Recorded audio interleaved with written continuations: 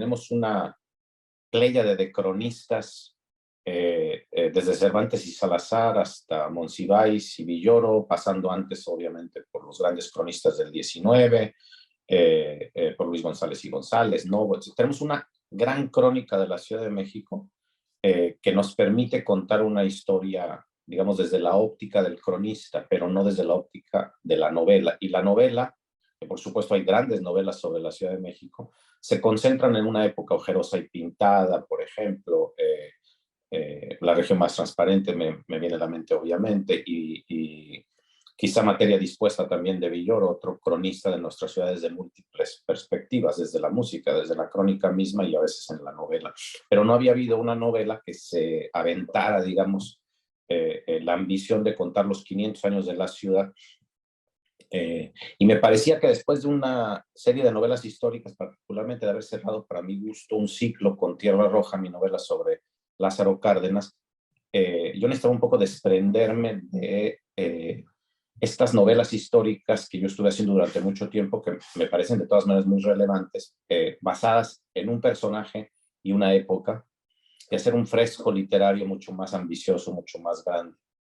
Por eso es que se me ocurrió la Ciudad de México, por eso es que se me ocurrió, digamos, el arco temporal desde 1521 hasta el terremoto del 85, y por eso también es que se me ocurrió que no podía ser contada con unos cuantos personajes, que el cambio o la gran modificación, digamos, incluso para el lector, es que te vas a identificar con familias, con genealogías, y no tanto con personajes individuales como en una novela tradicional. Son tan complejos y tanta cantidad de personajes. A mí me parecía que una novela de este tipo también tendría que tener ser de una manera una novela social, y por lo tanto tendría que incluir distintas clases sociales, distintos estamentos sociales, pero también distintas localidades de una ciudad tan compleja como la Ciudad de México, quienes viven en el centro, quienes viven en Tacubaya, quienes se alejan, entran, Santa María la Ribera, cómo se van haciendo la Condesa, cómo se van haciendo después los barrios, incluso Satélite en su momento con los Cuautla, uno de los personajes Cuautla, uno de los doctores, la Portales, que hay un homenaje obviamente nada velado a Monsiváis. Entonces quería una familia de origen prehispánico y obviamente los tlaxcaltecas, los huejotzingas y ciertos nobles mexicas pudieron conservar su apellido. La mayor parte de las otras personas de origen prehispánico fueron también, digamos así, bautizados en su apellido, ¿no? Entonces, por eso salió la familia Cuautle, luego la familia Santoveña, que es una familia de ricos mineros, porque la minería obviamente fue el primer gran negocio, las primeras grandes fortunas mexicanas fueron alrededor de la minería. Es la familia quizá un poquito, no es exactamente, pero más apegada a una familia real, los Faguaga, que tuvieron una casa que donaron a la Inquisición como mi Santoveña. Luego una familia de panaderos, porque los españoles, digamos, de clase media, que vinieron a la Ciudad de México, vinieron a hacer comercio. Yo necesitaba una familia de comerciantes que no tuvieran gran dinero, lo puede tener en algún momento cierta parte de la familia, pero están en ese grupo que, digamos, es el de la economía terciaria, ¿no? Son comerciantes y por lo tanto tienen un contacto vital mucho más interesante a veces que una u otra de las familias, porque están en medio. El comerciante siempre va a estar en medio, ¿no? Puede acceder a una clase social más alta y siempre está en contacto con el pueblo y con la gente común y corriente que va a comprar, ¿no? Entonces, unos panaderos me parecían los más adecuados y de ahí saqué a los landeros.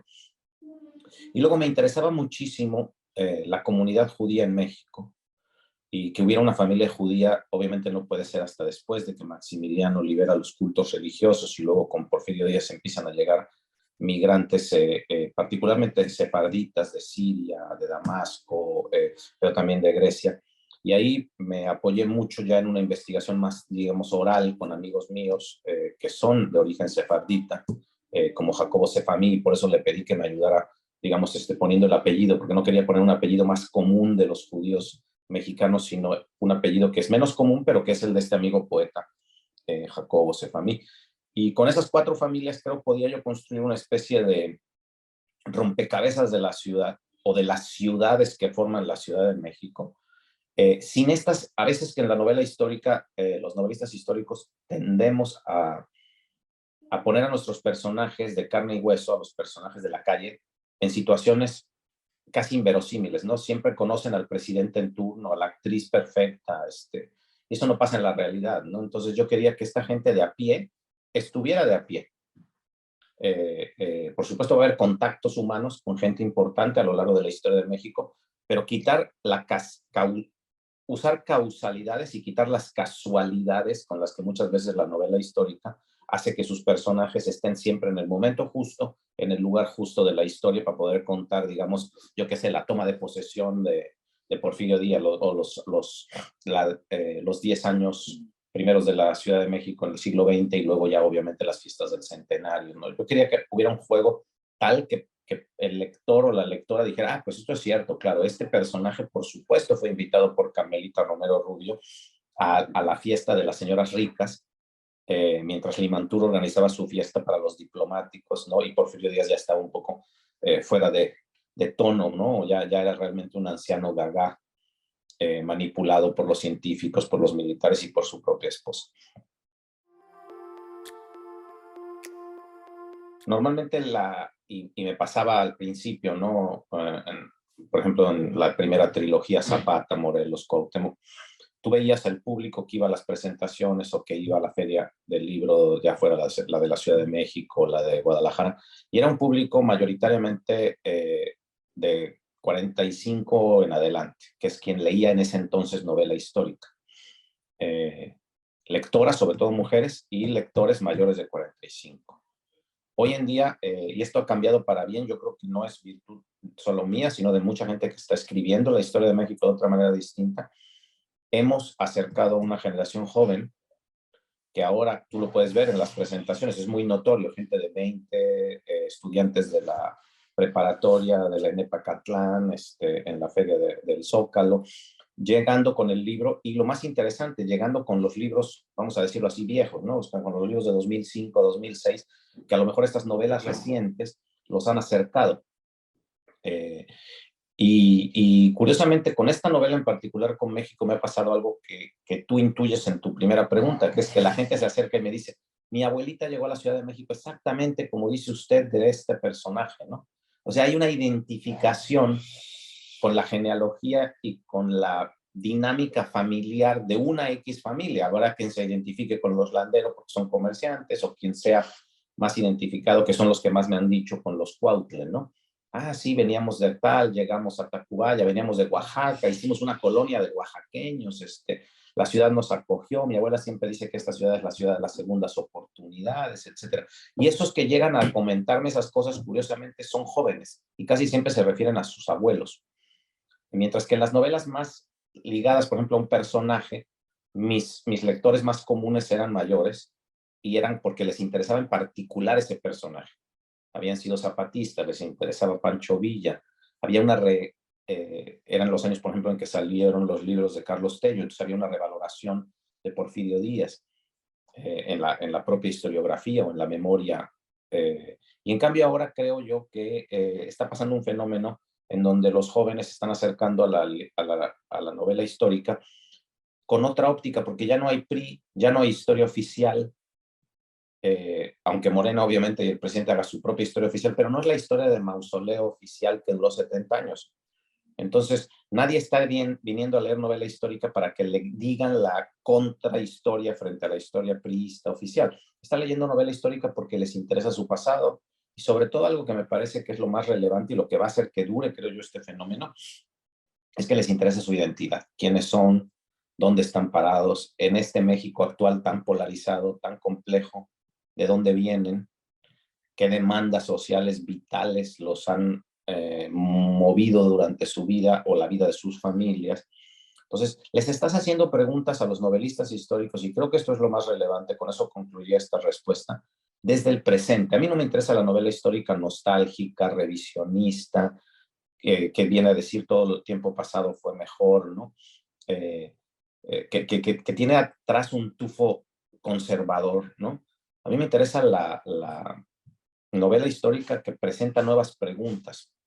No se propone contestar todo, pero sí desde el presente, ¿no? Y por eso qué bueno que citaste, por ejemplo, a Alejandro Rosas, ¿no? Que acaba de ser un gran éxito, incluso la serie de televisión basada en su libro sobre Joaquín Murrieta. Tengo la fortuna de estar trabajando y coincidir en otros proyectos con David Pablos, el director, que también dirigió El baile de los 41, ¿no? Y ves, o sea, David es un director jovencísimo, muy joven, que está preocupado por la historia de México, pero desde el presente. No le interesa, digamos, la visión histórica que nos legó, no sé, cierto tufo, no solo conservador, sino telenovelesco, tipo la Sombra del Águila o estas novelas históricas, telenovelas históricas que hacía Televisa.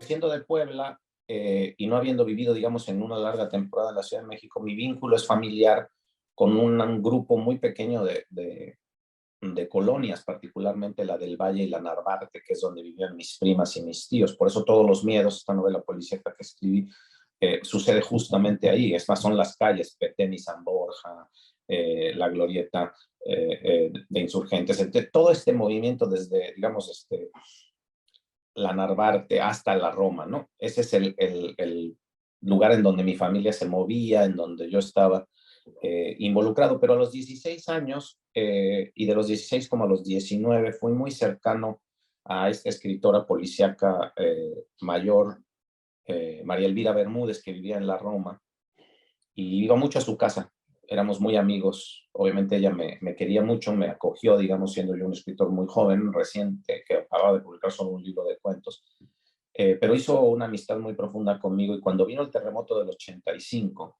ella perdió no solo su casa, sino su enorme y valiosísima biblioteca. Y le hablé por teléfono, obviamente en esa época no había celulares, eh, y estaban justamente los ciertos empleados sacando lo último de ella, ya no me contestó, ella me dieron el teléfono de donde vivía con su hijo y su nuera en satélite. Y ese mismo fin de semana le hablé, busqué una cita y me fui con ella a ver la satélite, ¿no? Yo no tenía coche, entonces significaba todo este viaje desde Puebla hasta la central y luego Cuatro Caminos y llegar a satélite. Y ese recorrido para mí lo quise contar un poco en la novela. ¿Qué pasa con una generación también que vivió en lo que entonces eran las afueras, pero que se vio desplazada brutalmente por el sismo y empezó a vivir en lugares para ellos absolutamente inhóspitos? Porque tu pregunta es muy interesante. La gente en la Ciudad de México, la ciudad es tan grande, es la ciudad de ciudades más grande del mundo, que la gente vive por barrios e incluso por zonas. Hay gente que no conoce el norte, que nunca ha ido a Ecatepec o que nunca ha ido a Ciudad Satélite. Y lo mismo, hay gente que no conoce CEU, por ejemplo, que nunca ha ido más allá del centro y no conoce Copilco, nunca ha estado por el sur de la ciudad. Y son gente que tiene 30 años viviendo en la Ciudad de México, ¿no? Entonces, es una ciudad monstruosa por un lado, pero probablemente la ciudad más interesante no solo del país, sino de América Latina, con toda seguridad. Yo creo que sin los libros yo no existiría como ser humano, mi identidad no sería la que es, ¿no? Yo tuve la gran fortuna de siendo muy chico, a los 8 años, entrar un día, un sábado, a la Biblioteca Palafoxiana en Puebla y que la directora Estela Galicia, lo he contado varias veces porque me cambió la vida, me llamara a una mesa enorme de marquetería que estaba frente al altar, ¿no?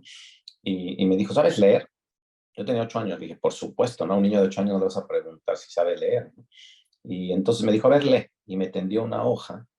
Yo no sabía que me estaba grabando, eh, y al terminar de leer un poema, que obviamente no entendí nada, era La Rosa de Borges, eh, puso una grabadora de estas de carrete enorme que tenía ahí mismo y yo ni siquiera me había fijado que estaba y me grabó y repitió, digamos, lo que yo había dicho. Me dijo, la verdad no sabes leer. Si quieres, ven conmigo todos los sábados, yo te enseño a leer. Y me enseñó no solo a leer, me enseñó a amar la literatura. En casa de mi padre había una enorme cantidad de libros, era una biblioteca que era el centro de su vida también, pero venía yo también de una familia curiosamente de deportistas y yo no sabía realmente era zurdo, no jugaba bien, nunca hice un deporte. Mi hermano fue portero profesional de fútbol y director de los Cholos de Tijuana. Mis otros hermanos eran buenísimos para otras cosas. Y yo iba incluso al Estadio Cuauhtémoc en Puebla desde los juegos de reservas, cuando mi hermano empezaba a jugar, y yo me iba con mis libros. Entonces ahí leí En busca del tiempo perdido, el Ulises, los Buddenbrook, mientras mi familia coreaba y gritaba alrededor de un gol. Con Estela empecé a leer incluso no solo poesía, y hacíamos recitales en público, y de pronto me decía, vamos a hacer una antología de poesía mexicana de la muerte. Y empezábamos con el idilio de Otón y terminábamos obviamente con contemporáneos y con Muerte sin fin y Villaurrutia. Entonces, si luego te fijas que he estado escribiendo a lo largo de mi vida, pues todo está influido a partir de esas primeras grandes lecturas con Estela. Villaurrutia siempre ha estado presente como una de mis figuras tutelares, como novelista, como escritor. La poesía mexicana indudablemente ha sido mi eje, pero también con ella leí a Verne, leí a Salgari, leí a Dickens. Mis primeras grandes lecturas de Dickens, que es mi novelista favorito de todos los tiempos, ocurrieron leyendo primero Oliverio Twist y luego obviamente ya leyendo obras más complejas, el Club Pickwick, Casa Desolada, que la leí muy joven. Y luego cuando ella ya vio que yo ya había leído demasiado de ingleses, decía, ahora vamos a leer rusos, ¿no? Era una gran mentora sin imponerse. Y luego me dijo, pues tienes que aprender la teoría literaria. Me empezó a dar a leer, en esa época la teoría literaria era más bien filológica, y me dio a leer a Wolfgang Iser y la interpretación de la obra literaria, y a Jacobson, y luego me enseñó como a los 19, 18, antes incluso de entrar a la carrera, yo ya había leído a Saussure, y ya había leído estructuralismo. Yo creo que ella que daba clases tristemente, mientras dirigía la Palafoxana, tristemente daba clases en una preparatoria. Yo siempre digo que su frustración es que no dio clases en la universidad, y a mí me agarró de conejillo de indias, pero agradezco mucho haber sido ese conejillo de indias, porque no todo persona tiene la suerte de muy joven encontrar un mentor o una mentora que te va nutriendo. Y luego, claro, ya tú vas haciendo tus propios caminos literarios, ¿no? Vas tú dándole cuerpo a lo que son tus gustos, tus propias apetencias, pero sí necesitas este alto esquema enorme de que te enseñen que la literatura es este universo vastísimo, aunque después tú escojas de ese universo vastísimo ciertas ramas, ciertos ríos que son los que más te interesan, pero sí necesitas este tipo de mentor. Y luego a los 15 años también, siendo muy joven, tan joven como fui con Estela, me aceptó Miguel Donoso Pareja, pero él estuvo solo 2 meses porque se iba con una beca Guggenheim de regreso a Ecuador. Entonces realmente mi mentor como en el taller literario fue David Ojeda, uno de sus discípulos de San Luis Potosí. Entonces yo también de los 14, 15 casi, a los 19 estuve en un taller literario muy riguroso, muy bueno. Eh, pero claro, era la mascota de todos ellos, no había ningún otro escritor allí que no fuera, digamos, menor de 24 o 25 años, ¿no? Entonces todavía varios de mis amigos de esa época, Marco Antonio Campos, Bernardo Ruiz, se burlan porque decían que yo andaba con pantalones cortos y un globo en los encuentros literarios de ellos, ¿no? Yo sí me acuerdo es que bebían muchísimo, y pues yo todavía le tenía mucho miedo al alcohol porque era muy jovencito, ¿no? Cuando uno recomienda, debería recomendar no tanto lo que ya sería como el lugar común, sino los libros que uno está leyendo. Entonces voy a empezar por el que más me ha deslumbrado, que se llama Kairos. Está en inglés, la traducción que yo tengo es de Jenny Erpenbeck. Ella es una novelista alemana enorme, que ha tenido un gran éxito, está muy poco traducida, sí está algo traducida al español, apenas hay 3 libros de ella en inglés, y este libro en particular es un libro que a través de la historia de amor de una mujer muy joven, en el momento en que empieza la novela tiene 19, y es amante se vuelve amante de un escritor de radio de la Alemania del Este, que tiene 54 años.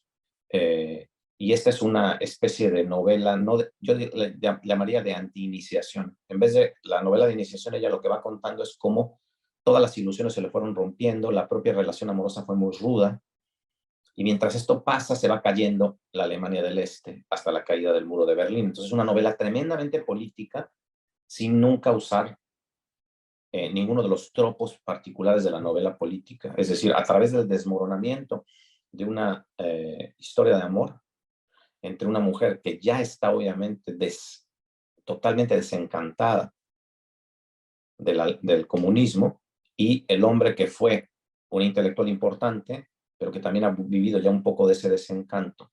Y la novela es lo suficientemente inteligente como para tampoco plantearse que el capitalismo es la solución, ¿no? La prosa de Erpenbeck, yo se las recomiendo mucho, es probablemente una de las prosas más exquisitas, más profundas, y curiosamente como muy alemana, entonces muy lacónica. Terminé la semana pasada y se los recomendaría mucho este maravillosísimo libro, de estos pequeñísimos libros que hemos tenido últimamente de Claudio Magris, y este en particular es una relectura de, yo diría lo más loca, digamos, porque está escrita está escrita en primera persona, como si fuera la carta a un presidente. Y el presidente es Dios. Entonces incluso empieza así: no he salido, señor presidente, ya ve que estoy aquí. Le agradezco una vez más el permiso especial, de veras especial, que usted nos dio. Y a través de eso es en realidad, vamos aprendiendo que la que cuenta esta novela, que está escrita como si fuera en el presente, es Eurídice, y por eso no ha salido del Hades, y es el loco de Orfeo el que ha hecho todo este desmadre con su vida, y ya se ha volteado, etcétera, etcétera, ¿no? Y es una reflexión súper interesante sobre la feminidad a través de una reescritura del mito de Orfeo, que yo diría en este caso más bien es el mito de Eurídice, ¿no? Orfeo es un personaje secundario, es la voz femenina potentísima de Eurídice la que tiene la palabra. Y recientemente en un viaje, yo admiro muchísimo a Dubravka Ugregic, y esta editorial, que es una maravilla, que ustedes conocen, la editorial Impedimenta, ha estado traduciendo a Dubravka Ugregic, y yo tengo en mi panteón literario reciente una novela de ella que se llama Zorro, como una de mis novelas más interesantes, que empieza justo diciendo cómo se cuentan los cuentos, y empieza una reflexión metaficcional, y es una falsa. Solo lo puede hacer una mujer, porque los hombres, cuando hacen autoficción tipo Carrer, como buenos hombres, hacen lo que en inglés llamamos show off, ¿no? Tienen que a fuerza lucirse, ¿no? En cambio, Dubravka Ugregic sabe lo que debe ser un buen literato, y entonces es una falsa autoficción, Zorro. Y estos son una serie de artículos que fue publicando cuando se tuvo que exiliar y se acabó Yugoslavia, es decir, se quedó sin país, sin identidad, sin nada, y se fue un año a Connecticut a dar clases, después de haber estado refugiada en Holanda. Entonces, esta es una visión bien desencarnada, por eso se llama ficcionario americano, del encuentro de una mujer que ha vivido siempre en el comunismo, en la Yugoslavia de Tito, en la Yugoslavia también de los problemas étnicos que dio lugar a la guerra, y a las batallas de Sarajevo, de todo esto que y se queda sin país, y se encuentra con este país tan raro, tan amorfo, tan complejo, tan inentendible para ella, que son los Estados Unidos. Y para mí, que vivo en Estados Unidos, ha sido una lectura enormemente refrescante, ¿no? Luego también terminé hace pocos días, esto es uno de los escritores favoritos de muchos de nosotros, de los escritores en español, está, como sabemos, todo traducido al español, John Banville, pero él ha estado escribiendo, Banville, una serie de novelas policíacas, y ha construido en estos últimos años 2 detectives. En esta novela los junta sus 2 detectives, y es un caso de los años 50 en Irlanda, en Dublín, con la prosa exquisita de Banville, pero ya con un dominio brutal. Ya si no supiéramos qué es John Banville, diríamos, está escribiendo un gran novelista policíaco, ¿no? Estamos ya ante alguien que... Acuérdense que Banville, incluso antes de esta, en relación y con aprobación de los herederos de Chandler, escribió ya un Philip Marlowe, ¿no? Escribió una continuación de Philip Marlowe, ¿no? Entonces, tiene este elemento muy de los 50, pero a diferencia del noir norteamericano, pues aquí hay un humor negro que solo puede tener un irlandés, y una serie de escenas que solo pueden existir en la Irlanda de los años 50, y nos va llevando de la mano. Y durante muchos años, yo terminaría mis recomendaciones, durante muchos años esperábamos la siguiente novela, y tengo que ser una especie de advertencia, es la novela de un gran amigo, pero indiscutiblemente uno de los grandes novelistas de mi generación, uno de los grandes novelistas mexicanos, Vicente Errasti, y durante muchos años esperábamos la siguiente novela de Vicente. Esta novela se llama Las muertes de Genji, y es una novela, como todo lo que ha escrito Vicente, probablemente en una de las prosas más límpidas, más perfectas del español actual. Pero ahora, curiosamente, en lugar de hemos tenido novelas de él que suceden en los Highlands de Escocia, hemos tenido como Diorama, hemos tenido novelas que suceden y están escritas, aunque en español, en siciliano florido, y tratan de la Roma imperial, a través de la voz de un esclavo manumiso. Ahora tenemos una novela japonesa, en el mejor sentido de la palabra. Es una novela grande japonesa, que cuenta la posible muerte, o sea, especula sobre la posible muerte de Murasaki Shikibu, la autora de la novela de Genji, una de las primeras novelas japonesas. Entonces, una serie de protagonistas que son críticos literarios, que son gente que ha estado especulando y son reunidos por una mujer misteriosísima. En Holanda sí empieza la novela, no les voy a contar mucho más, para intentar entre todos revelar este secreto que es la muerte de la autora de la novela de Genji. Tiene algo